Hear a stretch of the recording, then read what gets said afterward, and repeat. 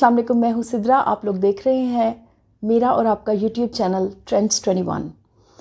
आज हम लोगों ने एक बहुत ही मुश्किल काम है जिसको ऐसे आसानी से करना है कि हमें कई दफ़ा सोचना पड़ेगा इसके बाद कि क्या वाकई ये इतना मुश्किल काम था जिसको सरों पर सवार किया गया है और हमें स्कूल टाइम से ही डराया जाता है कि अब एक ऐसा काम होने लगा है कि बस अब आपकी जान यूँ पकड़ी जाएगी।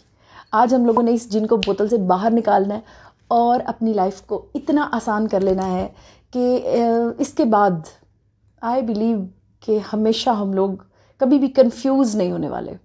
आप लोगों ने किसी स्टेप को मिस नहीं करना, किसी चीज़ को आप लोगों ने स्किप नहीं करना। ये नहीं सोचना कि चलो यार ये तो पता है हमें, इसको आगे कर देते हैं। छोटी छोटी चीज़ों को लेकर मैंने एक पूरा कंटेंट तैयार किया है जो कि इस वक्त मेरे सामने रिटन फॉर्म में रखा भी हुआ है और मैं आप लोगों को मैं गारंटी देती हूँ कि अगर आप इसमें से पास थ्रू हो जाते हैं एक दफ़ा तो फिर आप लोगों को कभी टेंसेस नहीं भूलेंगे।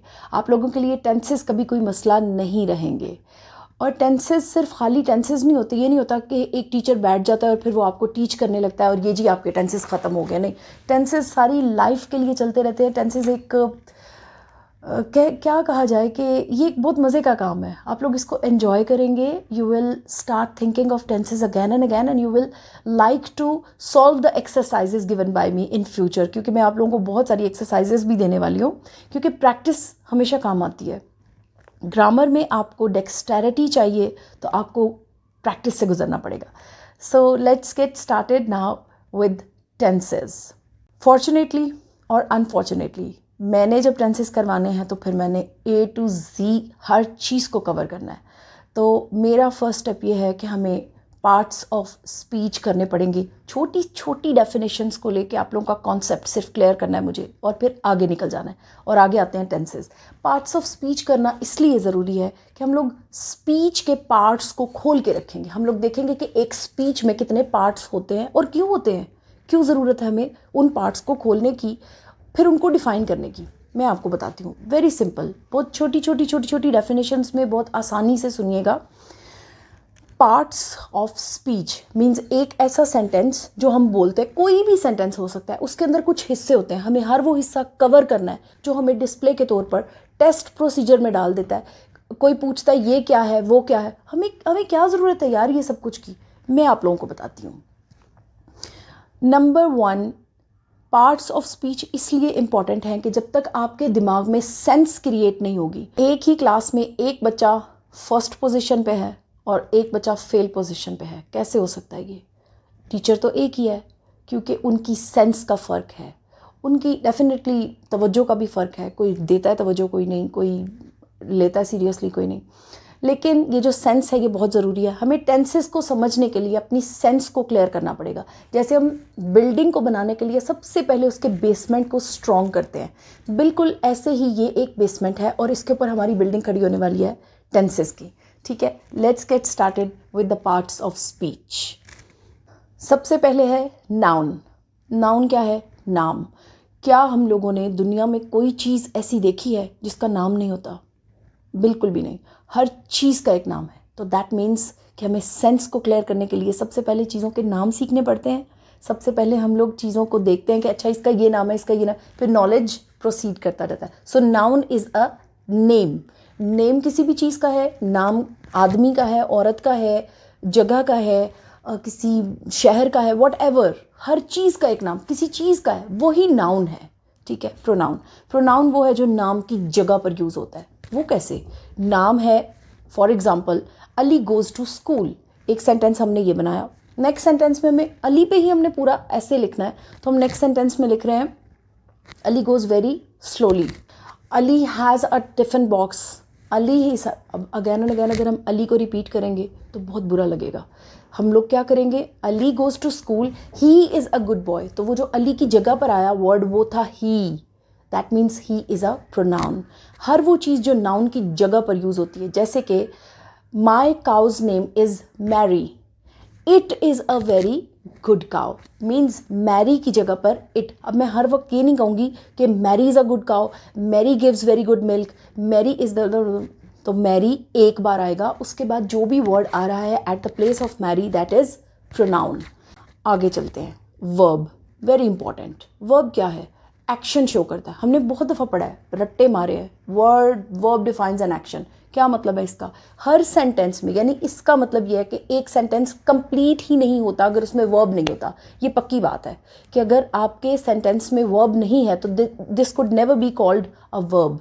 वर्ब का मतलब यह है कि कुछ होता है, कोई एक्शन होता है एक सेंटेंस में, तो वो वर्ब कहलाता है। जैसे वो चलता है, तो चलता है क्या है? कुछ हो रहा है ना, चलता है। वो सोता है, काम कर रहा है, कोई ना कोई कुछ हो रहा है, कोई काम हो रहा है, इसका मतलब है वर्ब। अब वर्ब में बहुत सारी एग्जांपल्स आएंगी। बारिश होती है, होती है, वर्ब हो रही है ना। अच्छा, अब आगे चलते हैं। Adverb comes at the place of verb. कैसे? वो अच्छा काम करता है मीन्स एक्शन, अच्छा means quality of the verb, यानी कैसा काम कर रहा है? अच्छा काम कर रहा है। वो आहिस्ता चल रहा है, आहिस्ता means quality of the verb. कैसे चल रहा है? आहिस्ता चल रहा है। चल रहा तो वर्ब है ना, वो तो एक्शन है। तो कैसे चल रहा है, वो एक्शन की डेफिनेशन है। इसको एडवर्ब कहते हैं शॉर्टली। अब आगे चलते हैं एडजेक्टिव। एडजेक्टिव क्या है? हम लोगों ने तो अपने टाइम पे एडजेक्टिव पढ़ा था, लेकिन आजकल इसको एडजेक्टिव बोलते हैं। मॉडर्न इंग्लिश में डिक्शनरी भी इसका साउंड एडजेक्टिव ही बताती है। अब ये एडजेक्टिव क्या है? Adjective defines the quality of a noun, यानी जो वर्ब है उसको डिफाइन करे एडवर्ब, और नाउन को डिफाइन करे तो एडजेक्टिव। आपने दो पेयर्स बना लेने अपने ब्रेन में, एक वर्ब है और उसका साथी है एडवर्ब, एक नाउन है उसका साथी है एडजेक्टिव। एडजेक्टिव क्वालिटी बताएगा नाउन की, ठीक है? कैसे? नाउन है ही, शी, इट, या कोई भी नाम, या कुछ भी, कोई भी प्लेस का नाम। अब हम बताते हैं कि she is wearing a beautiful frock. अब इसमें से शी तो नाउन है, वेयरिंग वर्ब है क्योंकि वो पहने हुए है, और ब्यूटीफुल क्या बता रहा है कि कौन ब्यूटीफुल फ्रॉक पहन रहा है? नाउन, यानी नाउन का ताल्लुक बना ब्यूटीफुल से, तो वो क्या है? एडजेक्टिव। हर वो चीज़ जो नाउन को डिफाइन कर रही है कि वो कैसा है। ही लुक्स गुड, तो गुड क्या है? एडजेक्टिव है, because he looks. He noun है, लुक्स वर्ब है, और गुड एडजेक्टिव है। I hope you are understanding. I wish इससे आसान क्या होगा, ठीक है? अब आगे चलते हैं। प्रीपोजिशन।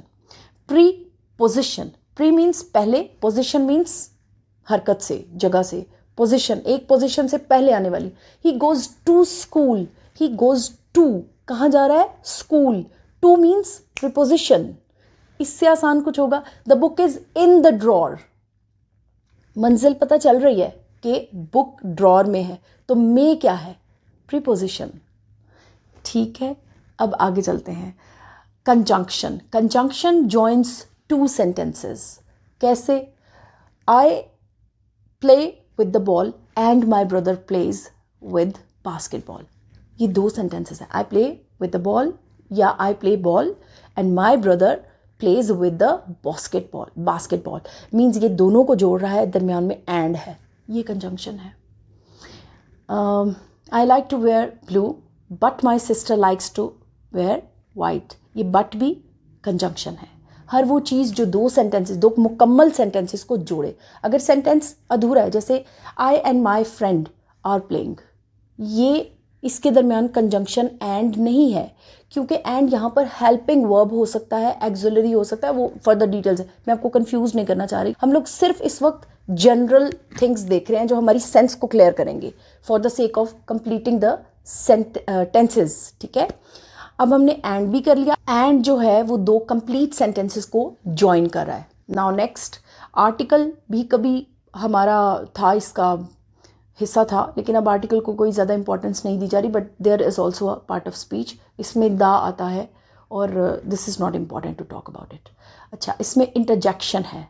इंटरजेक्शन क्या है? A sudden rush of feeling, यानी कुछ भी सडन हो जाना, जैसे oh are you coming here, या alas I have lost the match, इस तरह की चीज़ है। उसमें साइन ऑफ एक्सक्लेमेशन आता है, और ये भी एक पार्ट ऑफ स्पीच है। स्पीचेस में आपने देखा होगा कि हम ऐसे बुलाते हैं या किसी को एड्रेस करते हैं तो हम आगे साइन ऑफ एक्सक्लेमेशन देते हैं। साइन ऑफ एक्सक्लेमेशन आपको विजिबल होगा मेरी बात के दौरान स्क्रीन पर, ठीक है? अब हम आगे चलते हैं। अच्छा जी, ये हमारी मंजिल तय हो गई है। अब हम लोगों ने छोटे छोटे दो मोर स्टेप्स लेने हैं। एक तो ये कि आपने वर्ब की 3 फॉर्म्स को लर्न करना है, वो आपको विजिबल होंगी मेरी इस बात के बाद, स्क्रीन पे आ जाएंगी। ये जितनी भी आपको नज़र आ रही है ना, ये आपको आनी चाहिए। इसका मतलब ये नहीं है कि आपने इनको रट्टा मारना है, आपने ये देखना है कि जो वर्ड, जो फर्स्ट फॉर्म ऑफ वर्ब है उसका मतलब क्या है। इसी तरह अगर लिखा हुआ है राइट, राइट, रोट, रिटन, ये आपको पता होना चाहिए कि राइट का क्या मतलब है, लिखना, रोट मतलब लिखा, रिटन बहुत पहले लिखा, यानी वो सबसे पुरानी बात है। आपको ये कॉन्सेप्ट क्लियर होना चाहिए।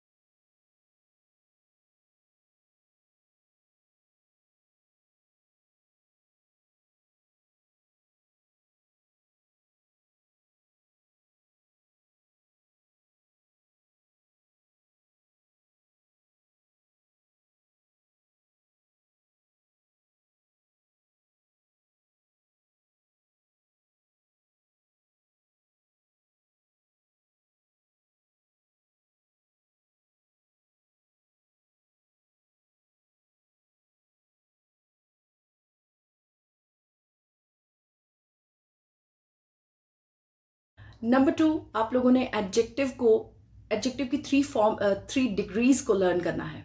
ठीक है, अब आपने देखना है कि 3 डिग्रीज कैसे आएंगी। जैसे शी इज ब्यूटिफुल, तो ब्यूटिफुल क्या है, एडजेक्टिव।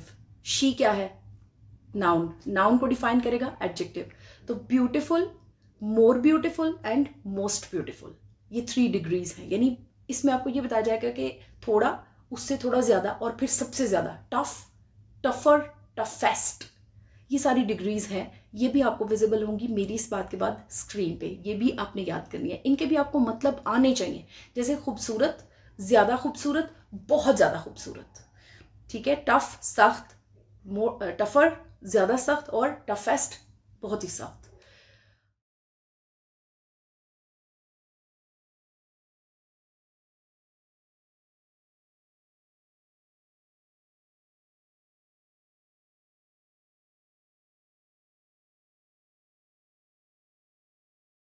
अब हम लोग पहला टेंस करने लगे हैं, जो कि है प्रेजेंट इंडेफिनिट। सिंपलेस्ट सेंटेंस है, जस्ट असर्टिव सेंटेंसेस हैं, कोई कॉम्प्लिकेशन नहीं है। It shows just a routine.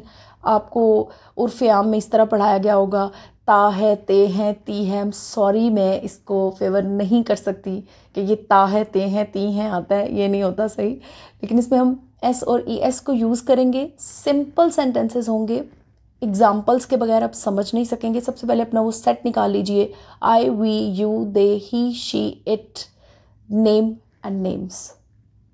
अब सेंटेंस में आपको देती हूँ, इसके अंदर इसको फिल करते जाना है आपने। वो स्कूल जाता है, he goes to school, she goes to school, it goes to school, Iqra goes to school. अब आ जाए दूसरे वाले पे, जिसमें एस या ई एस नहीं लगेगा। वो क्या है, वो भी इसी सेट का हिस्सा। आप लोगों ने बस जहाँ जो जहाँ फिट हो रहा है उसके सामने करते जाना है। ही के सामने गोज लगा देना है, पूरा पूरा। अच्छा, अब आते हैं I. I go to school, we go to school, they go to school, you go to school, Iqra and Sidra go to school. I hope you get it. जब तक आप इसको रिटन फॉर्म में खुद अपने हाथ से नहीं लिखेंगे, तब तक आप इसका वो मज़ा नहीं ले सकेंगे जो कि है। इसमें बहुत मज़ा है। नेक्स्ट, आप लोग जैसे जैसे आगे चलते जाएंगे मेरे साथ, आप लोग वाकई इसको एंजॉय करने लगेंगे कि यार ये तो हमें बहुत चीज़ें समझ में आ रही हैं।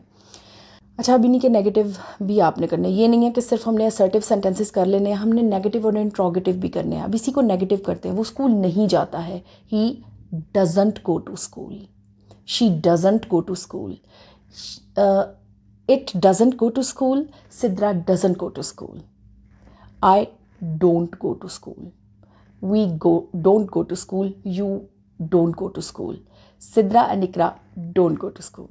I hope you get it. अब आगे मैं आप लोगों को 10 सेंटेंसेस बता रही हूँ, जिनको फिल्ड फॉर्म में, सॉल्व्ड फॉर्म में मैं आपको दिखा रही हूँ। एक्सरसाइज पूरी सॉल्व्ड है, इसको आपने रीड आउट करना है। मैं साथ साथ पढ़ती जाऊँगी, साथ साथ आप लोगों को स्क्रीन पर ये नज़र भी आता जाएगा। फिर उसके बाद मैं आप लोगों को सिर्फ 2 सेंटेंसेस दूंगी एज अ टास्क, वो आप लोगों ने खुद फिल करने हैं और मुझे कमेंट बॉक्स में लिख के दिखाने हैं कि आप लोगों को समझ में भी आया या नहीं। ठीक है, आइए अब अपनी एक्सरसाइज की तरफ चलते हैं। वो जाता है, ही गोज। वो छत पर पतंग उड़ाता है, he flies kite on the roof. लोग एक जगह जमा होते हैं, the people gather at a place. हवा चलती है, द विंड ब्लोज। लोग झूठ बोलते हैं, पीपल टेल अ लाई। वो गाते हैं, दे सिंग। वो आदमी गाय का दूध निकालता है, that man spills the cow milk. बच्चा शोर मचाता है, the child makes a noise. तुम गाना गाते हो, यू सिंग अ सॉन्ग। ये गाय दूध देती है, दिस काउ गिव्स मिल्क।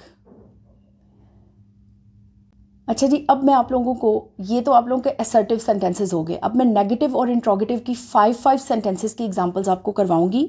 आप लोगों ने बाकी खुद से करने हैं, दिमाग लड़ाना है थोड़ा सा, और फिर टास्क के 2 सेंटेंसेस भी आप लोगों ने फिल करके सॉल्व करके मुझे कमेंट सेक्शन में सेंड करने हैं।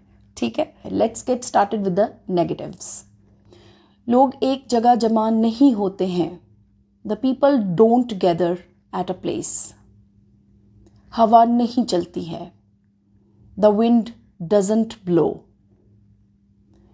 लोग झूठ नहीं बोलते हैं, The people don't tell a lie. वो नहीं गाते हैं, They don't sing. Interrogative sentences. क्या लोग एक जगह जमा होते हैं? Do the people gather at a place? क्या हवा चलती है? Does the wind blow? क्या लोग झूठ बोलते हैं? Do the people tell a lie? क्या वो गाते हैं? Do they sing? अच्छा, आप लोगों ने इंट्रोगेटिव भी कवर कर लिए, नेगेटिव भी कवर कर लिया। आप लोगों ने एक चीज़ देखी है कि द विंड डजंट ब्लो। जब आपने विंड ब्लोज लिखा था तो ब्लोज आ रहा था वर्ब के साथ। जब आप लोगों ने इसको नेगेटिव किया तो ब्लोज का एस कट गया और डजंट में आ गया। गलती यहाँ पे करते हैं हमारे स्टूडेंट्स कि डजंट भी लगाते हैं और ब्लोज भी लगा देते हैं। यही वो ट्रिक है जो सीखनी है। जब आपने डजंट कह दिया तो आगे वर्ब के साथ एस क्रॉस हो गया। आई होप यू अंडरस्टैंड। इंट्रोगेटिव में भी जब आपने कह दिया डज द विंड ब्लो तो फिर डज आ गया और ब्लो का एस कट गया। समझ में आया? अब टास्क के वो 2 सेंटेंसेस ज़रा सुनिए और फिर उनको सॉल्व भी कीजिए। वो अपना काम नहीं करता है। नंबर 1 ये है, नंबर 2 ये है, वो लोग अपना काम नहीं करते हैं। ठीक है, ये बहुत आसान है, ये आप कर लेंगे। नाउ नेक्स्ट टेंस, हम लोगों ने प्रेजेंट इंडेफिनिट कवर कर लिया है। अब हमारे प्रेजेंट कॉन्टिन्यूस पे। प्रेजेंट कॉन्टिन्यूस प्रेजेंट इंडेफिनिट से भी ज़्यादा आसान है क्योंकि इसमें हम लोगों ने सिंपल। अच्छा, मैं आप लोगों को एक चीज़ बताऊं कि मैंने कभी फॉर्मूला लर्न नहीं किया किसी भी चीज़ का। ये आप टेंस नंबर 1 है, इसका ये फॉर्मूला है, ये टेंस नंबर 2 है। मुझे इस चीज़ से इतनी अजीब सी हैरत भी होती है कि teachers use to write a formula on the board, subject plus object plus ING plus first form. ये क्या हो रहा है यार? कौन याद करेगा? कौन सोचेगा कि परफेक्ट का क्या फॉर्मूला था? मैं क्यों लर्न करूं? मुझे वो चीज़ वैसे ही समझ में आनी चाहिए, मेरी क्रिएटिविटी में वो चीज़ वैसे फिट हो जानी चाहिए और मुझे उसको खुद ब खुद पहचानना चाहिए। तो आप लोगों ने फॉर्मूलाज कभी भी नहीं ढूंढने और कभी भी लर्न नहीं करने, इससे कभी भी हमें टेंसेस समझ में नहीं आएंगे। Present continuous tense is easier than present indefinite because it is simply happening in one pattern. इसमें आपको कोई do, does, change, वेंज करने की ज़रूरत नहीं। सिर्फ और सिर्फ नेगेटिव में नॉट लगा देना और इंट्रोगेटिव में जो है वो उठा के अंदर वाले वर्ड्स यहाँ पे रख देने हैं। अभी मैं आपको दिखाती हूँ कैसे। कॉन्टिन्यूस है, वो स्कूल जा रहा है, he is going to school. बस यही पैटर्न है इसका। I am going to school, We are going to school. You are going to school. He is going to school. She is going to school. It is going to school. Sidra is going to school. And Ikra and Sidra are going to school. So ये इससे simple क्या हो सकता है, इससे आसान क्या हो सकता है? मतलब इज लगाकर ing लगा देना वर्ब के साथ, और क्या है, पूरे सबके सब टेंसेस यही हैं, सबके सब सेंटेंसेस यही हैं. अब हम इसको नेगेटिव करते हैं. He is not going to school. She is not going to school. It is not going to school. Sidra is not going to school. I am not going to school. You are not going to school. We are not going to school. They are not going to school. And Saqib and Sadiq are not going to school. How easy is it? ठीक है. अब हम लोगों को इसमें समझने वाली सिर्फ एक ही बात है कि कॉन्टिन्यूस को, प्रेजेंट कॉन्टिन्यूस को सिर्फ इधर से रिकॉग्नाइज करना है कि कॉन्टिन्यूसली एक काम जो है वो जारी है. बस प्रेजेंट कॉन्टिन्यूस का यही मतलब है.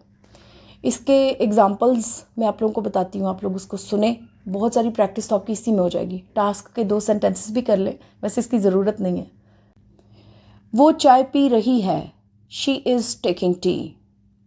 वो नहा रहे हैं. दे आर टेकिंग शॉवर और बाथ. तुम पका रहे हो. You are cooking. बिल्ली जा रही है. The cat is going. बारिश हो रही है. It is raining. उस्ताद पढ़ा रहे हैं.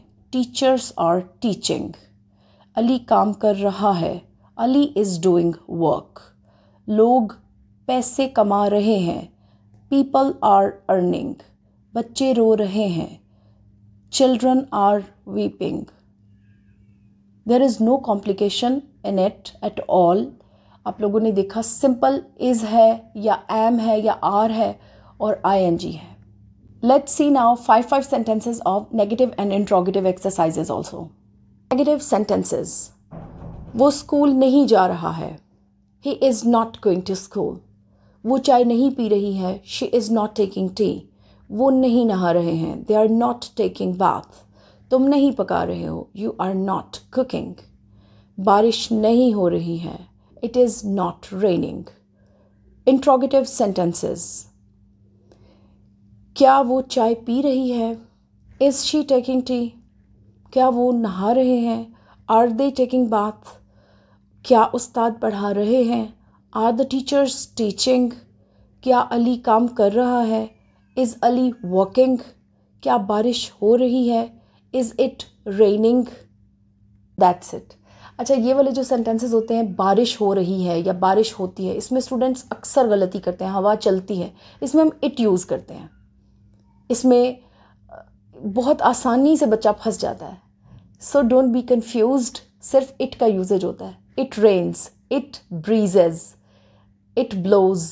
हवा चलती है, या हवा की जगह पे अगर आपने इट यूज़ किया हुआ है. So don't be confused. Now I am giving you 2 sentences of the task which you have to solve and send me in the comment box. वो लड़की कपड़े सुखा रही है. वो लोग बात नहीं सुन रहे हैं. Now move forward. अब आते हैं नेक्स्ट टेंस की तरफ. Present perfect. अभी प्रेजेंट ही चल रहा है. प्रेजेंट इंडेफिनिट हो गया, प्रेजेंट कॉन्टिन्यूस हो गया, प्रेजेंट परफेक्ट की अब बारी है. प्रेजेंट परफेक्ट का मतलब है, परफेक्ट से आपने सिर्फ ये सोच लेना है कि जो कि मुकम्मल हो. तो मुकम्मल तो कोई भी नहीं है इंसान, लेकिन सेंटेंस मुकम्मल हो सकते हैं, टेंसेस मुकम्मल हो सकते हैं. सो present perfect is a sentence जिसमें वक्त काम मुकम्मल हो चुका है. कितना आसान है, यानी हर काम हो चुका है वर्ड आएगा इसमें. अब मैं आपको ये नहीं कहूँगी कि चुका है, चुकी है, चुके हैं. तो आप लोगों ने कॉमन सेंस यूज़ करनी है. जिसमें वर्क कंप्लीट हो गया है, that is present perfect tense. ठीक है. अब हम इसके एग्जाम्पल्स को समझते हैं और अपने सेट में फिल करते चले जाते हैं. वो रो चुका है. He has wept. अब इसमें हम क्या कर रहे हैं, हैज़ यूज़ कर रहे हैं. हैज़ हैव यूज़ करेंगे थर्ड फॉर्म ऑफ वर्ब के साथ. इससे आसान आपको क्या डेफिनेशन मिलेगी. प्रेजेंट परफेक्ट की डेफिनेशन है कि हम लोग हैज़ हैव यूज़ कर रहे हैं थर्ड फॉर्म ऑफ वर्ब के साथ. वो रो चुका है. He has wept. She has wept. It has wept. We wept. 3 forms हैं. और सारा हैज़ वेप्ट, ठीक है। और अब आते हैं दूसरी तरफ, I have wept, you have wept, they have wept, सारा एंड मायरा हैव वेप्ट। दो लोग हैं इसलिए हैव लग रहा है, सिंगल हो तो हैज़ लगेगा। Has, have plus third form of verb, बस इससे ज़्यादा इसकी कोई डिटेल नहीं है। Now let's move towards the exercise. मैं चाय पी चुका हूँ, आई हैव टेकन टी। आप सामान ला चुके हैं, you have brought the luggage. वो खाना खा चुका है, he has taken the meal. वो रो चुकी है, शी हैज़ वेप्ट। परिंदे चहचहा चुके हैं, द बर्ड्स हैव चिटर्ड। वो जा चुके हैं, दे हैव गॉन। तुम पतंग उड़ा चुके हो, you have flown the kite. बच्चे स्कूल जा चुके हैं, the children have gone to school. You have seen the solved exercise of present perfect tense. Now let's move towards negative and interrogative. Negative sentences. मैं चाय नहीं P चुका हूँ, I have not taken tea. आप सामान नहीं ला चुके हैं, You have not brought the luggage. वो खाना नहीं खा चुका है, He has not taken the meal. वो नहीं रो चुकी है, She has not wept. परिंदे नहीं चहचहा चुके हैं, The birds have not chittered. वो नहीं जा चुके हैं, They have not gone. तुम पतंग नहीं उड़ा चुके हो, You have not flown the kite. बच्चे स्कूल नहीं जा चुके हैं, The children have not gone to school. Interrogative sentences. क्या मैं चाय पी चुका हूँ, Have I taken tea? क्या आप सामान ला चुके हैं, Have you brought the luggage?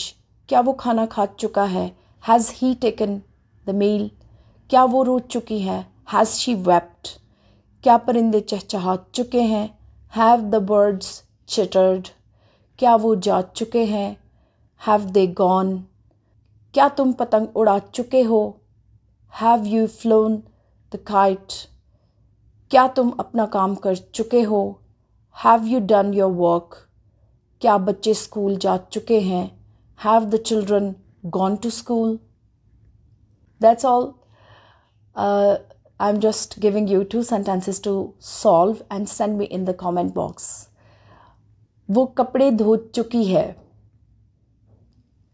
वो काम कर चुकी है। सिंपल, ठीक है। अब नेक्स्ट टेंस की तरफ जाते हैं। नेक्स्ट टेंस है प्रेजेंट परफेक्ट कॉन्टिन्यूअस। ये बहुत इंपॉर्टेंट है क्योंकि इसके अंदर इसको अपने दिल से सीखना है। थोड़ी सी कॉम्प्लिकेशन है लेकिन मज़ा बहुत है। जब आ जाएगा समझ में तो फिर कभी भूलेगा नहीं। इसके अंदर हम लोग यूज़ हैज़ हैव ही करते हैं लेकिन साथ में बिन लगा लेते हैं, BEEN, been. Has been plus have been, और ING यूज़ कर लेते हैं, मतलब वर्ब के साथ हम ING लगा लेते हैं। लेकिन जो चीज़ इसमें डिफ़र करती है दूसरे टेंसेस से वो ये है कि इसमें हम सिंस और फॉर का भी यूजेज दिखाते हैं। सिंस हम उस सेंटेंस के साथ लगाएंगे जिसमें हमको डेफिनेटली कोई सन वगैरह दिया जाएगा, जो हमें दिन पता होगा या टाइम हमें बताया जाएगा, सिंस 8 o'clock, सिंस 1940, इस तरह से। और फॉर हम सिर्फ उसमें लगाते हैं जो अनकाउंटेबल, फॉर मैनी डेज, हमें नहीं पता कितने, ठीक है। इसमें कंफ्यूज बिल्कुल नहीं होना। Now let's get started. अपनी सेंटेंस को हम पढ़ेंगे और हमें उसके एग्जाम्पल ही बता देंगे कि कैसे हम ये करेंगे, ठीक है। वो चाय पीते रहे हैं, they have been taking tea. कितना आसान है। वो 2 साल से चाय पीते रहे हैं, they have been taking tea since 2 years। वो कुछ साल से चाय पीते रहे हैं, they have been taking tea for many years, for some years. कितना आसान है, बस यही है, there is no complication in it. मैं किताब पढ़ता रहा हूँ, I have been reading book. मैं काम करता रहा हूँ, आई हैव बिन वर्किंग। वो सोते रहे हैं, दे हैव बीन स्लीपिंग। वो कुछ साल से सोते रहे हैं, they have been sleeping for some years. यानी सिंस और फॉर का यूजेज है, कोई मसला नहीं है, ठीक है। अभी एक सॉल्व्ड एक्सरसाइज करेंगे तो और भी कॉन्सेप्ट क्लियर हो जाएगा। Let's move. हम 2 साल से इम्तहान देते रहे हैं, we have been passing through examination since 2 years। वो 6 साल से यहाँ आते रहे हैं, they have been visiting here since 6 years। वो चाय पीते रहे हैं, they have been taking tea. मैं किताब पढ़ता रहा हूँ, I have been reading the book. वो लड़की कपड़े धोती रही है, that girl has been washing the clothes. वो खाना पकाता रहा है, he has been cooking the meal. वो शादियाँ करते रहे हैं, they have been getting married. Negative sentences. वो 6 साल से यहाँ नहीं आते रहे हैं, they have not been visiting here since 6 years।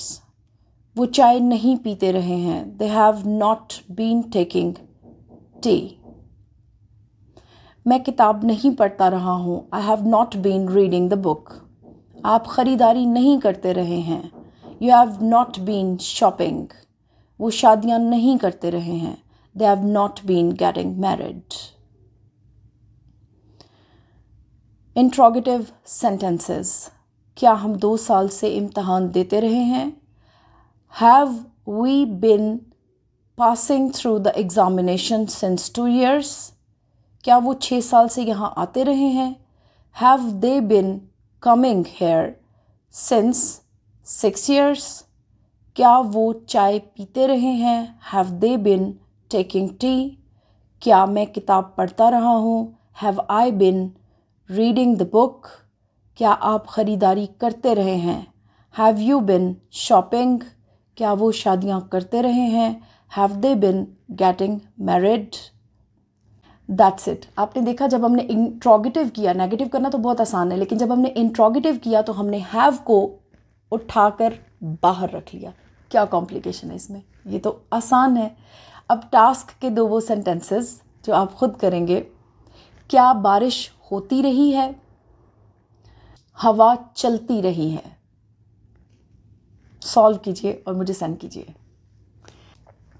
अब हम चलते हैं पास्ट इंडेफिनिट की तरफ, जो कि सिंपलेस्ट है और as same as a almost present indefinite की तरह, लेकिन इसमें डिफरेंस ये है कि हम इसमें second form of verb use करते हैं, जैसे हम उसमें first form of verb use करते हैं, क्योंकि ये गुजरी हुई बात है और वो अब की बात है, आज की बात है।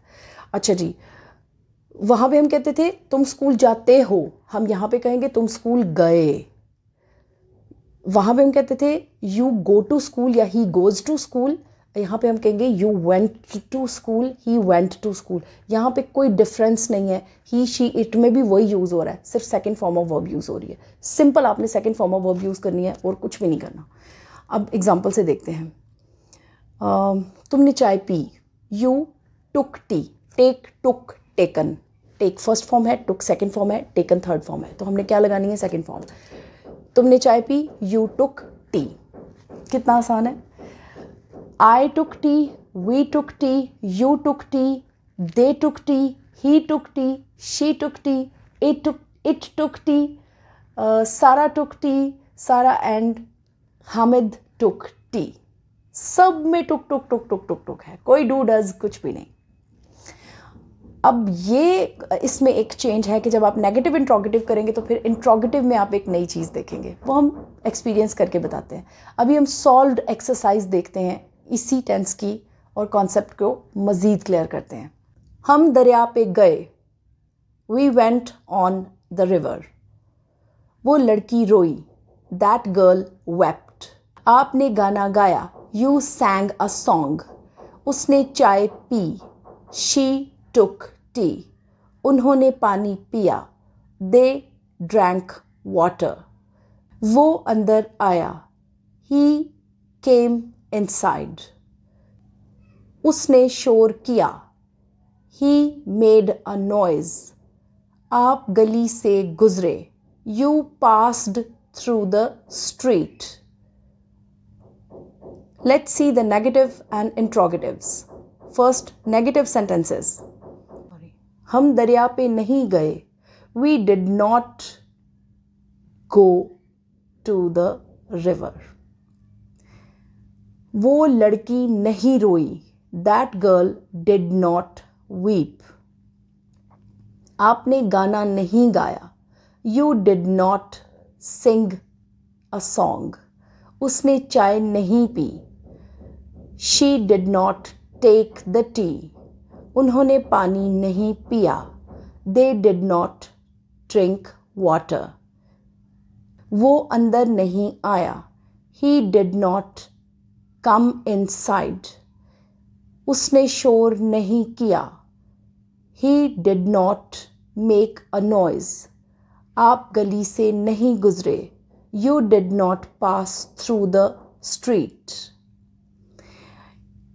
यहाँ पे एक चीज़ जो हमने सीखी वो ये है कि जब हमने पास्ट इंडेफिनिट का, आपको ये नहीं पता चलेगा जब आपको सेंटेंसेस नज़र आ रहे हैं, आपने ये तो नहीं सोचना ना स्पोकन इंग्लिश सीखते हुए कि ये पास्ट इंडेफिनिट है या परफेक्ट है या क्या है. आपको ये चीज़ें सेंस बताएंगी, आपकी सेंस खुद ब खुद डेवलप होती चली जाएगी आफ्टर प्रैक्टिसिंग द सेंटेंसेस. कि ये जब आपने इंट्रोगेटिव करना है तो डिड को आपने उठा के बाहर कर दिया. डिड तो सेंटेंस में कहीं पे था भी नहीं, कैसे आ गया डिड? आपने डिड को यूज़ किया है और सेकेंड फॉर्म ऑफ वर्ब तब फर्स्ट फॉर्म ऑफ वर्ब हो जाएगी. ये वो गलती है जो हमारे बड़े बड़े एजुकेटेड लोग भी कर होते हैं. Please learn this tense very seriously and specifically the interrogative of present indefinites. इसको इग्नोर मत कीजिएगा प्लीज़, इसको सीखिएगा, दिल से सीखिएगा. रिपीट करें, बार बार रिपीट करें, बार बार इसको कॉपी पे लिखें तो आपके लिए बहुत ज़्यादा इजी हो जाएगा. नहीं तो वीडियोस को रिवर्स कर करके बार बार देखें, और भी चीज़ों से सर्च आउट करें, बुक्स पढ़ें. आपको ये टेंस बहुत कुछ दे जाएगा. हमारे स्पोकन में ये बहुत ज़्यादा वाइटल रोल प्ले करता है. अब देखें कि गलती होती क्या है. हमारे लोगों को डिड यूज़ करते हैं, साथ सेकेंड फॉर्म ऑफ वर्ब भी लगा रहे होते हैं. Did he wept, sorry no.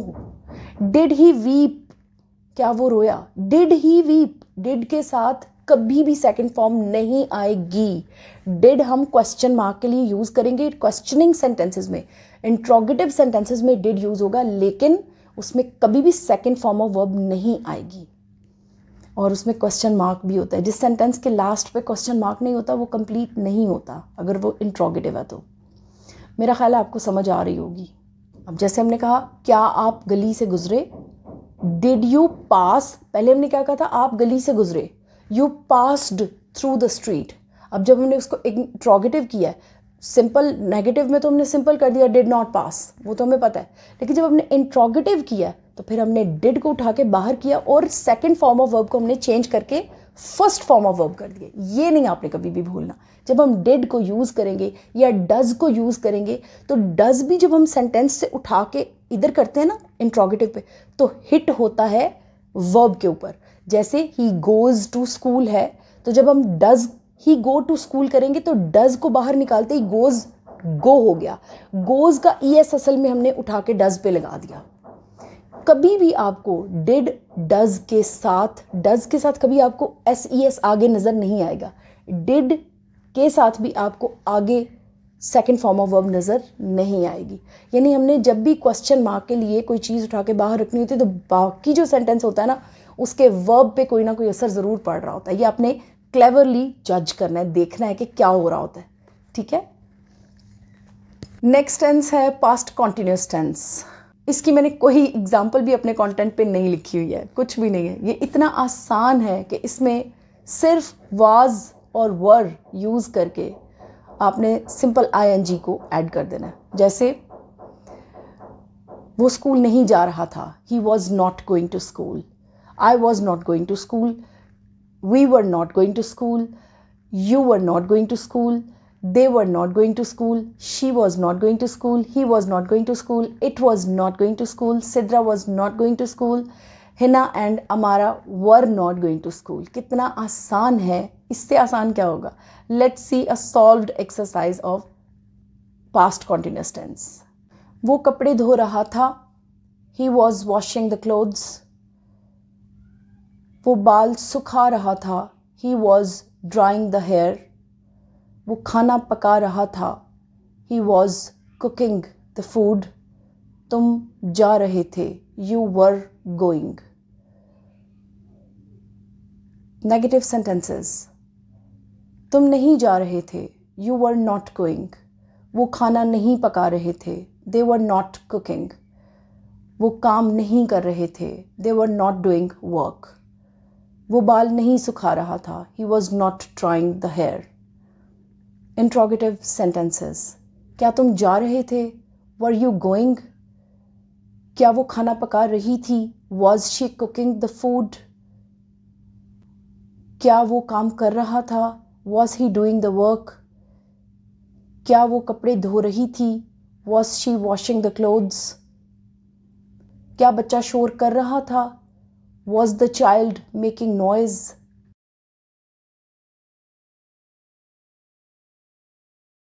Now the next one is past perfect. इसमें हम क्या करेंगे? थर्ड फॉर्म ऑफ वर्ब लगाएंगे had के साथ. सिंपल. सब के अंदर कोई चेंज नहीं करेंगे. मतलब कितना आसान है. had plus third form of verb. Let's go to the example. वो जा चुके थे. They had gone. बस had plus third form of verb. कुछ भी और नहीं करना पास्ट परफेक्ट में. अब सॉल्व्ड एक्सरसाइज देखते हैं क्योंकि इसमें कोई कॉम्प्लिकेशन नहीं है. वो चाय पी चुके थे. They had taken tea. वो खाना पका चुकी थी. She had cooked the food. वो कश्ती चला चुके थे. They had rowed the boat. मैं अपना काम कर चुकी थी. I had completed my work. वो सो चुके थे. They had slept. मरीज मर चुका था. The patient had died. Negative sentences.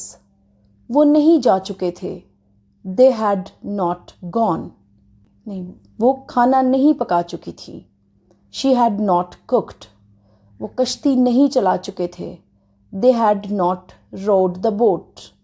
मैं अपना काम नहीं कर चुकी थी. I had not done my work.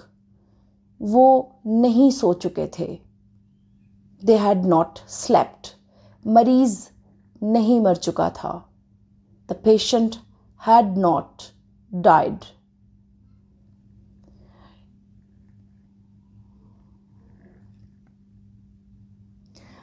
How simple is it? Now let's move towards task के दो sentences. वो मोटर चला चुके थे और वो गाना गा चुके थे. कितना आसान है. सॉल्व कीजिए और मुझे कमेंट बॉक्स में सेंड कीजिए. लेकिन आपने कमेंट बॉक्स में सेंड करते वक्त मुझे मेंशन करना है कि ये कौन सा टेंस है. यानी हर टेंस के ऊपर हेडिंग देके फिर नीचे उसके दो सेंटेंसेस कंप्लीट करने हैं. अच्छा, अब जो पार्ट है वो स्पेसिफिकली फॉर द टीचर्स है. यानी वो लोग जो एजुकेटेड हैं, जो सोसाइटी में मूव कर रहे हैं और गलत इंग्लिश बोल रहे हैं. Please pay heed to this sentence also. जैसे मैंने आप लोगों को पहले भी एक टेंस के ऊपर काफ़ी फोर्स किया कि आपने वो ज़रूर सीखना है. ये भी वैसी ही एक बात है. Past perfect continuous. ये कभी भी यूज़ नहीं होता. इसका यूजेज बहुत कम है कॉलोकियल लैंग्वेज में, डेली रूटीन लैंग्वेज में. लेकिन इसका नॉलेज आपके लिए बहुत ज़रूरी है. ये नॉलेज हमें होना चाहिए. Without wasting any time start करते हैं. कोई कॉम्प्लिकेशन नहीं है. हैड बीन यूज़ कर रहे हैं सभी में. He, she, it, they, I, we, you, हर एक के साथ. और first form of verb use करें क्योंकि हमने पहले हैड लगा लिया है, इसलिए हम आगे first form of verb use करेंगे. और प्लस ing है, मतलब कॉन्टिन्यूस है. Past perfect continuous. Past show करता है सेकेंड फॉर्म, लेकिन वो हम यहाँ पे नहीं लगा रहे हैं क्योंकि हम हैड बीन लगा रहे हैं. दो थर्ड फॉर्म्स. और perfect means third forms and continuous plus ing. मतलब कॉन्टिन्यूस शो कर रहा है कि यहाँ ing भी यूज़ हो रहा है. इसमें सिंस फॉर भी आएगा। सिंस फॉर का कॉन्सेप्ट आपका क्लियर होना चाहिए। सिंस हमेशा उस चीज़ के साथ लगेगा जहाँ पे आपको सन्स बताए जा रहे हैं, डेज बताए जा रहे हैं, कितने डेज हैं, कौन सा टाइम है, 8 o'clock है, 4 o'clock है, 2 days हैं, 4 days हैं, 6 years हैं, ये सब के साथ सिंस आएगा। और फॉर वो है जो अनकाउंटेबल है, इमेजरेबल है, आप उसको समझ नहीं पा रहे हैं कि वो कितने हैं, हाउ मैनी, मैनी के साथ फॉर आएगा या अनकाउंटेबल्स के साथ फॉर आएगा। ठीक है, अब हम इसका एग्जाम्पल देखते हैं। वो मुकदमा लड़ता रहा था, he had been pleading the case. Plead कहते हैं लड़ने को, और यहाँ पे हमने ing लगाना है। हैड बीन के साथ ing लगेगा वर्ब के साथ। Verb means plead. प्लीड कहते हैं मुकदमा लड़ने को, यानी कोई काम कर रहा है ना। He had been pleading the case, वो मुकदमा लड़ता रहा था। पास्ट परफेक्ट कॉन्टिन्यूस, यूज़ बहुत कम होता है। अगर यहाँ पे ये हो कि वो कुछ साल से मुकदमा लड़ता रहा था तो कैसे होगा? He had been pleading the case for some years. वो 2 साल से मुकदमा लड़ता रहा था। He had been pleading the case since 2 years. क्या कॉम्प्लिकेशन है? कुछ भी नहीं है। Pass through this and feel confident. Now move forward towards the solved exercise. उसके बच्चे रोते रहे थे। His kids had been weeping. आप शोर मचाते रहे थे। You had been making the noise. बारिश होती रही थी। It had been raining. तुम मछलियां पकड़ते रहे थे। You had been catching the fish. Hatim चाय पीता रहा था। Hatim had been taking the tea. छोटा बच्चा 2 दिन से तंग करता रहा था। The little child had been disturbing since 2 days. Negative sentences. उसके बच्चे नहीं रोते रहे थे। His kids had not been weeping. आप शोर नहीं मचाते रहे थे। You had not been making the noise. बारिश नहीं होती रही थी। It had not been raining. तुम मछलियां नहीं पकड़ते रहे थे। You had not been catching the fish. Hatim चाय नहीं पीता रहा था। Hatim had not been taking the tea. छोटा बच्चा तंग नहीं करता रहा था। The little child had not been disturbing. Interrogative sentences. क्या उसके बच्चे रोते रहे थे? Had his kids been weeping? क्या आप शोर मचाते रहे थे? Had you been making noise? क्या बारिश होती रही थी? Had it been raining? क्या तुम मछलियां पकड़ते रहे थे? Had you been catching the fish? क्या हातिम चाय पीता रहा था? Had Hatim been taking tea? क्या छोटा बच्चा तंग करता रहा था? Had the little child been disturbing? ये तो हो गई सॉल्व्ड एक्सरसाइजेज।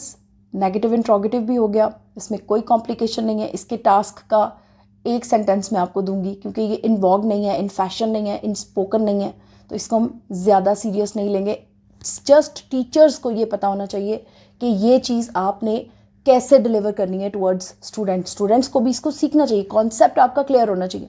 इंटरव्यूज़ में ये क्वेश्चन ज़रूर होता है कि टीचर्स से कि present perfect past perfect continuous को डिफाइन कीजिए, तो आप लोगों के फिंगर टिप्स पे होना चाहिए had been plus ing with first form of verb. कितना आसान है।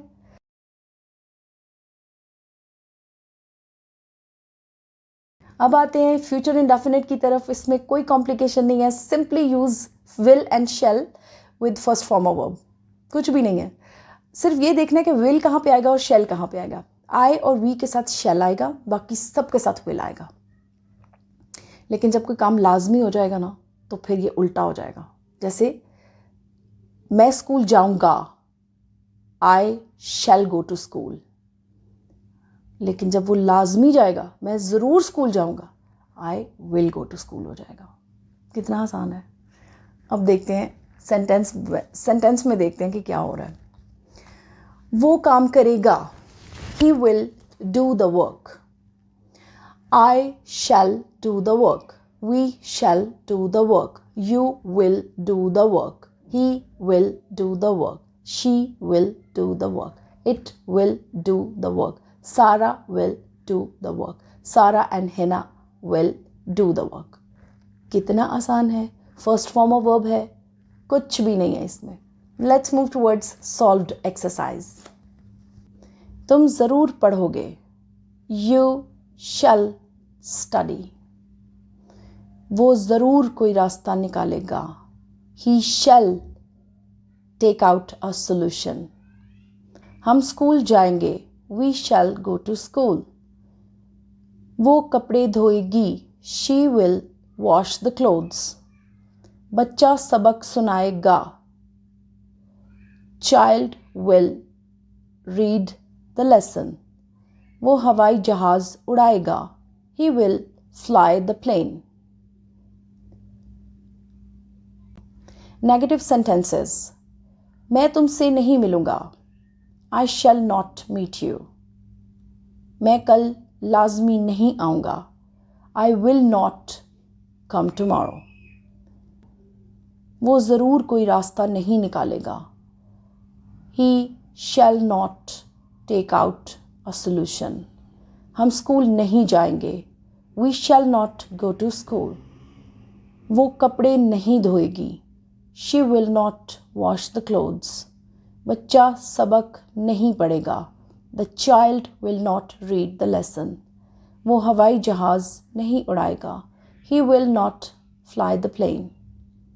Interrogative sentences. क्या मैं तुमसे मिलूंगा.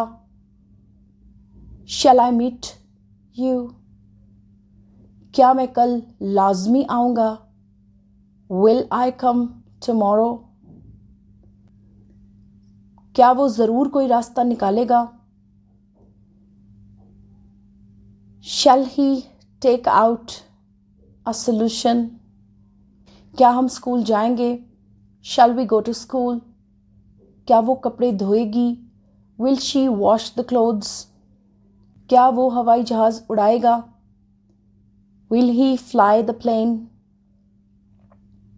इस टेंस में कोई कॉम्प्लिकेशन नहीं है, लेकिन एक वक्त में आके आप कंफ्यूज ज़रूर होते हैं, क्योंकि जब आपने उसको उल्टा करना होता है आई और वी को, तो फिर आपको थोड़ी सी कन्फ्यूजन होती है. लेकिन इसकी प्रैक्टिस के बाद आपको बिल्कुल भी कन्फ्यूजन नहीं रहेगी. आई वी के साथ शैल, बाकी सबके साथ विल.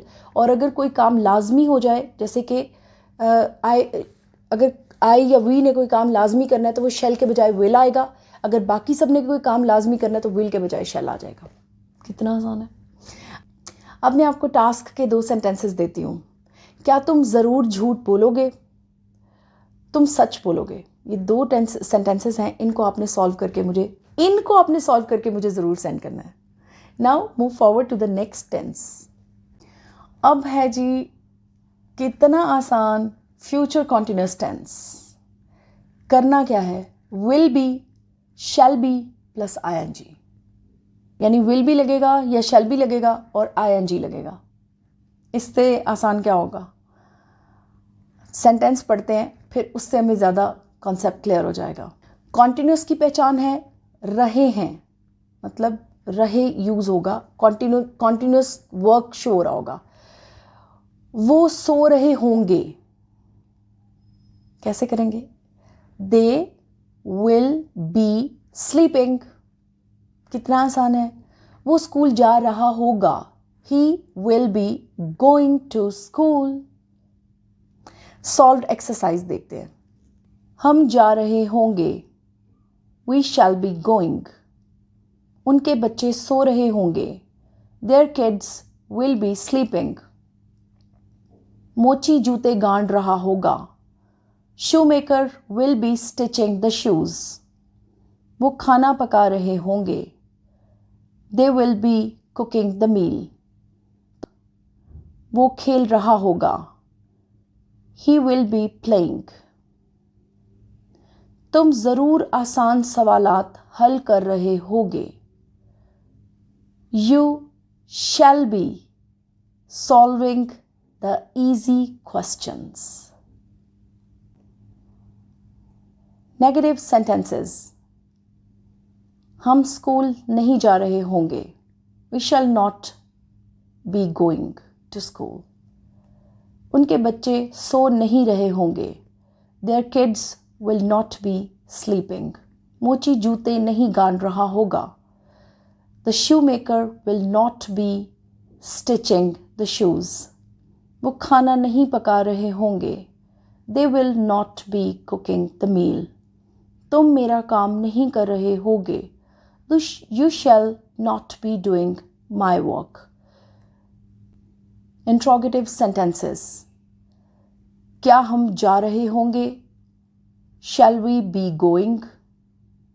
क्या उनके बच्चे सो रहे होंगे? Will their kids be sleeping? क्या मोची जूते गान रहा होगा? Will the shoemaker be stitching the shoes? क्या वो खाना पका रहे होंगे? Will they be cooking the meal? क्या वो खेल रहा होगा? Will he be playing? क्या तुम ज़रूर आसान सवालात हल कर रहे होगे? Shall you be solving the easy questions? थोड़ी सी ट्रिक यूज़ करने से, थोड़ा सा दिमाग यूज़ करने से आप लोग इस टास्क को बहुत आसानी से समझ जाएंगे. लेकिन आपने इसको गो थ्रू प्रॉपरली करना है और एक बार नहीं, बार बार करना है. एक एक टेंस को बहुत बार पढ़ना है. And I am going to give you solved exercises and unsolved exercises in future, ताकि आप लोगों को अच्छी तरह ये मेमोराइज हो जाए. तो आप लोगों ने वो सीरियसली करना है. मैंने बहुत मेहनत की है इस पर.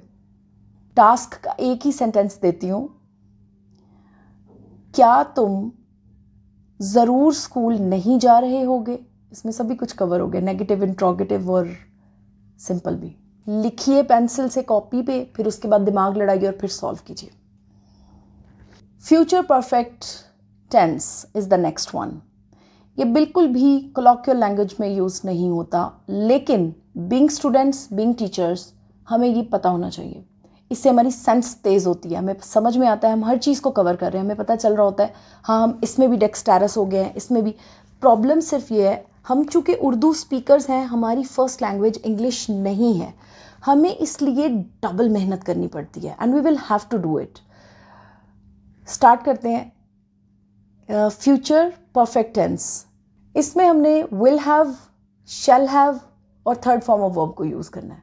विल उसी तरह से यूज़ होगा ही, शी, इट, दे के साथ, और शेल जो है वो सिर्फ आई और वी के साथ यूज़ होगा इन सिंपल सेंटेंसेस. अगर वो ज़रूर का वर्ड डालेगा तो फिर आई वी चेंज होके विल पे चले जाएंगे शेल के बजाय, और अगर ज़रूर का वर्ड नहीं होगा तो फिर सिंपली रहेंगे और वो भी सिंपली विल पे रहेंगे जो बाकी के सेंटेंसेस हैं, यानी बाकी के सेट के जो लोग हैं. जैसे आई वी दो लोग हैं और बाकी सब एक अलग क्लास है. अच्छा जी, टेंस देखते हैं सेंटेंस की सूरत में. फिर से बता दूं, विल और शेल के साथ सिर्फ हैव लगेगा और थर्ड फॉर्म ऑफ वर्ब. मैं किताब पढ़ चुका हूँगा. I shall have read the book. Third form of verb means read, read, read, read. तीनों एक ही स्पेलिंग है, सेम, लेकिन साउंड में फ़र्क है. रीड फर्स्ट फॉर्म है, रेड सेकेंड और थर्ड भी रेड है. यानी हम कहेंगे I shall have read the book. क्या सेंस बनती है कि मैं किताब पढ़ चुका हूँगा. क्या मेरा दिमाग ख़राब है कि मैं ये टेंस यूज़ करूँ, ये सेंटेंस यूज़ करूँ? ये नहीं होता यूजुअली, लेकिन हमें इसमें से गुजरना है. हमें पता होना चाहिए कि फ्यूचर परफेक्ट टेंस क्या होता है, किस बला का नाम है. ये थोड़ा सा मुश्किल है, लेकिन इसको प्रैक्टिस करेंगे. Let's move towards solved exercise. Concept और भी क्लियर हो जाएगा. तुम बाजार जा चुके होगे. You will have gone to the market. वो बाजी हार चुके होंगे. They will have lost the game. लड़कियां गाना गा चुकी होंगी. Girls will have sung the song. It's sung, not sang, because sang is the second form and sung is the third form. लोग जा चुके होंगे. People will have gone. बारिश हो चुकी होगी. It will have rained. Negative sentences. मैं किताब नहीं पढ़ चुका होऊंगा। I shall not have read the book. तुम बाजार नहीं जा चुके होगे।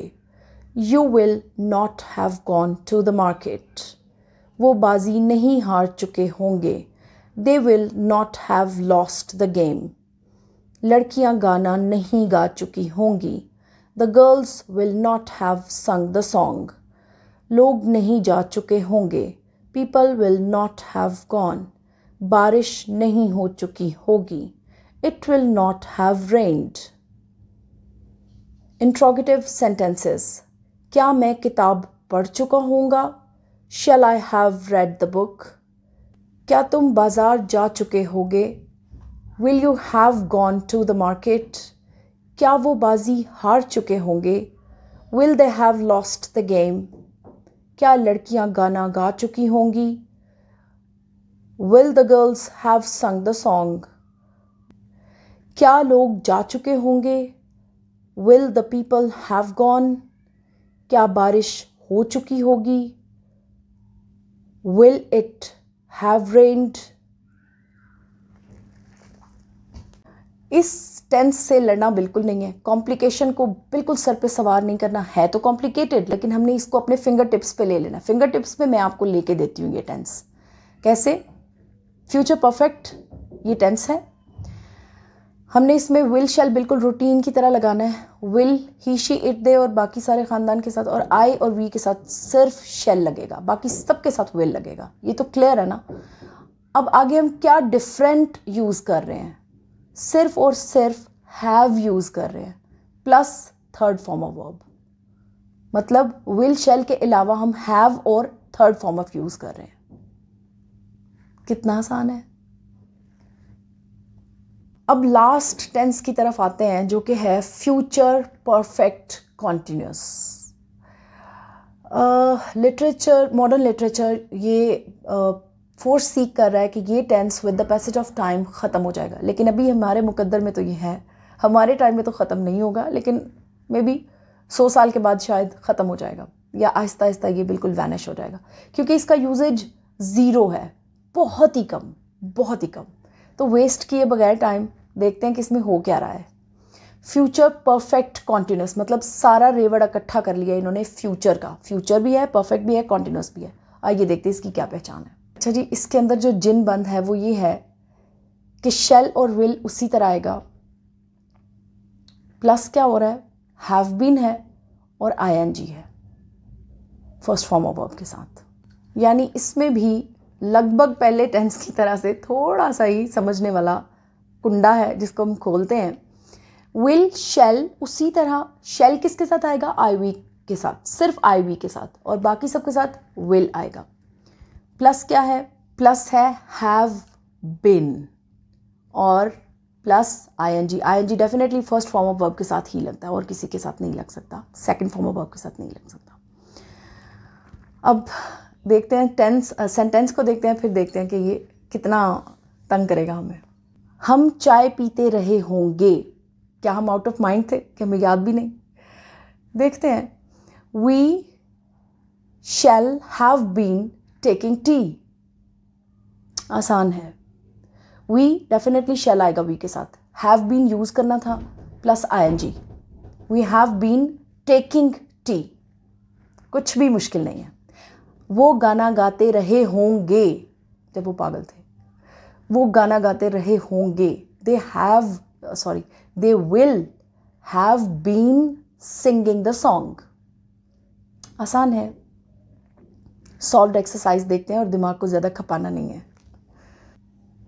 हम चाय पीते रहे होंगे। We shall have been taking tea. वो स्कूल से भागते रहे होंगे। They will have been running from the school.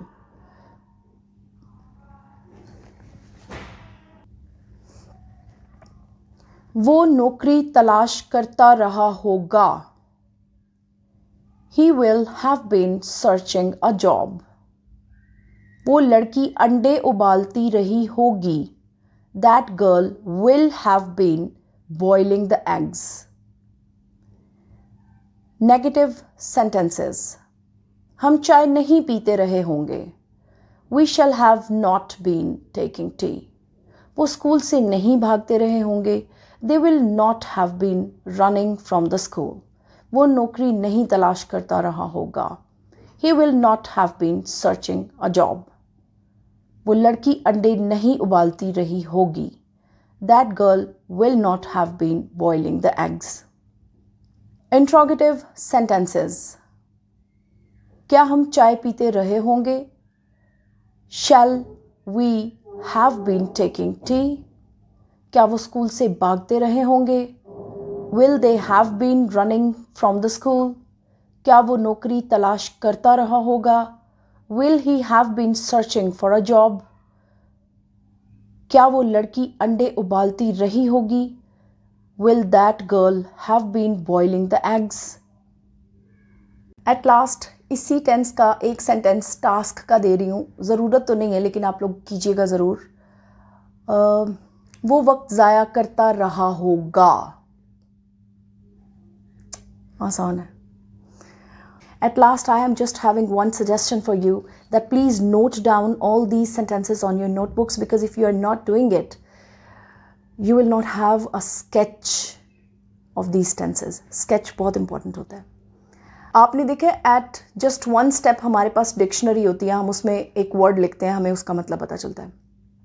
Scientifically वो वर्ड आपने सीख तो लिया लेकिन आपको वो भूल जाएगा जब तक आप एक डिक्शनरी को, पेपर की डिक्शनरी को खोल के उसके ऊपर से याद करने के बाद उसको मार्क करें। मेरी जो डिक्शनरी है उसके ऊपर जगह जगह जगह जगह हाईलाइटर के निशान है, because when ever I learn one new word I just mark it, ताकि मुझे वो रिकॉल हो जाए। वो भूल जाता है जब मैं उसको दोबारा देखती हूँ, मुझे आपने एक वर्ड देखा मोबाइल से, आपको तो वो भूल जाएगा। इसलिए कॉपीज़ को अपना दोस्त बनाएं, नोटबुक्स को, बुक्स को, हाथ पेंसिल, पुरानी चीज़ें, वो सब काम करती हैं। जो ये आपको फ़ोन मिला हुआ है, it is a facility definitely, लेकिन इतना ही चलें कर ले कि अगर आपने फ़ोन से कोई नया वर्ड देखा है तो you must be having your own dictionary जिसके ऊपर आप वो नोट करते हैं। ये बहुत ज़्यादा हेल्पफुल है। और इन टेंसेस को अपनी एक पर्सनल नोटबुक बनाइए, उस पर ज़रूर लिखें, इनकी प्रैक्टिस करें। I am going to give you exercises in future. Solved exercises भी होंगी उसमें और अनसॉल्व्ड भी होंगी आपकी ईज़ के लिए।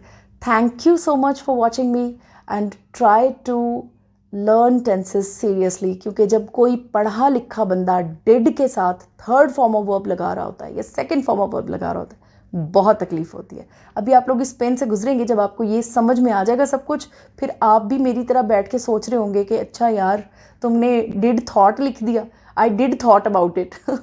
ऐसी बहुत सारी चीज़ें आपको नज़र आएंगी। इवन आप लोगों को अभी डू डज का एक अलग से मैं वीडियो प्रोवाइड करूँगी जिसमें आपको ये भी समझ में आएगा। जैसे आई वॉज वॉचिंग टीवी, मैं चूँकि अपने हस्बैंड को पॉइंट आउट करती रहती हूँ कि ये क्या है, ये क्या है, ये राइट है या नहीं। उसने लिखा हुआ था, एक ब्रांड का नाम था this and this presents the award shows. मैंने फ़ौरन कहा, मैंने कहा बताओ ये ठीक है? उसने बोला मुझे सोचने के लिए वक्त दो। मैंने कहा हाँ, टेक योर टाइम। अब दो चीज़ें हैं, मीन्स टू नेम्स हैं, तो क्या उसके साथ प्रेजेंट्स आएगा या प्रेजेंट आएगा, क्या आएगा? आप भी सोचिएगा, पहले ज़रा थोड़ी देर सोचिएगा, फिर मेरा यहाँ पे वीडियो पॉज कर दें, आप भी गेस करें कि आपने क्या सोचा है। दो नाम जब इकट्ठे आ रहे हैं या दो लोग हैं जो इकट्ठे हैं, अगर वो कोई काम कर रहे हैं तो वो जैसे Saqib and Husnain, do their work आएगा या डज देयर वर्क आएगा? खुद सोचें। SES तो हमने सिर्फ ही, शी, इट और सिंगल नेम के साथ लगाना था, तो फिर इसमें प्रेजेंट्स कैसे आ गया? अब आप एक बिगेस्ट चैनल है वो पाकिस्तान का, उसमें आप देखें, अभी बहुत सारे चैनल्स में डेली हम इतनी मिस्टेक्स पॉइंट आउट करती हूँ मैं, आप भी करने लगेंगे। जब आपको समझ में आ जाएगा आप भी करेंगे। और वो वाकई में my husband came to know about it, क्योंकि उसको बहुत साल हो गए पढ़ते हुए, तो इसलिए उसको समझ में आ गया और उसने बोला प्रेजेंट्स नहीं, प्रेजेंट ही आएगा इसमें, क्योंकि ये दो ब्रांड्स हैं। मैंने कहा शुक्र है, तुम्हें पता है। मेरी इतनी ही इसी में बस खुशी थी। अब आप लोग भी सोचें, क्योंकि अब आप लोगों से भी मेरा एक कांटेक्ट तो बन गया है। अब आप भी सोचें कि जब दो इकट्ठे नाम आते हैं तो SES नहीं लगता, डिड आ जाए तो थर्ड सेकंड फॉर्म नहीं लगती। ऐसी बहुत सारी चीज़ें हैं जो हम इंशाल्लाह इन फ्यूचर डिस्कस करेंगे। Thank you so much. Video बहुत प्रोलॉन्ग हो चुका है और कोशिश कीजिए कोई भी स्टेप स्किप नहीं हो। Try to subscribe my channel and spread my channel, क्योंकि इस टाइम पे मुझे मेरे चैनल को शेयर करने की बहुत ज़्यादा ज़रूरत है। Thank you so much. Good bye.